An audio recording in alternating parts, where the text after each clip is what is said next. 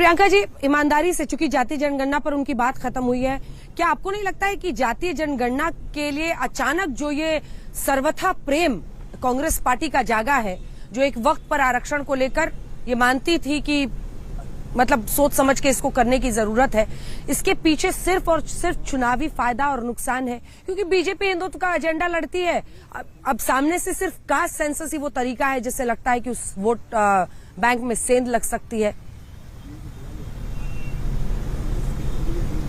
नहीं, सबसे पहले तो वोट और फ्री एंड फेयर इलेक्शन तब हो सकता है जब इलेक्शन कमीशन मानेगी कि हाँ, ये कुछ प्रश्न चिन्ह जनता के बीच में उठ रहे हैं, अब पार्लियामेंट में वो गूंज रहे हैं, दिल्ली और महाराष्ट्र चुनाव में गूंजे हैं, तो इस पे थोड़ा सा तो जनता में ये संतुष्टि दे कि ये गलत, अगर कहीं कमियां हैं उसको हम पूर्ण तरीके से खत्म करने का काम करेंगे।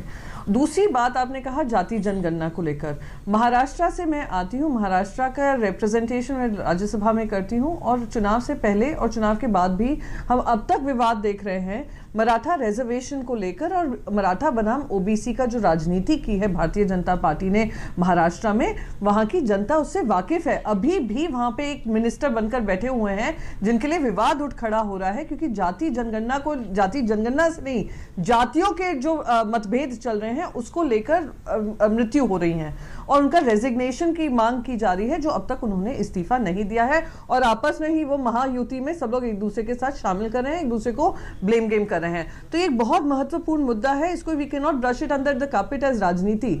अब ये मन में लोगों के है, और मराठा रिजर्वेशन को लेकर लड़ाई लंबी चल रही है महाराष्ट्र में। तीसरी बात, मैं बस छोटी सी बात कहकर खत्म करना चाहूंगी, बहुत बड़ी बड़ी बातें यहाँ पर सुधांशु जी कह रहे थे। सुधांशु जी, चाइना और इंडिया में बहुत बड़ा डिफरेंस है। चाइना एक ऑटोक्रेसी है, हम एक डेमोक्रेसी हैं, और हमें एक डेमोक्रेसी का मॉडल बनना है, हमें transparency, free and fair model बनना है। हम चाइना के अनएम्प्लॉयमेंट को क्यों देख रहे हैं जब हमारा ट्रेड गैप ही चाइना के साथ $83.3 बिलियन हो चुका है, जो आप ही के कार्यकाल में हुआ है। रिकॉर्ड तोड़े हैं हमने ट्रेड गैप और बढ़ाने में।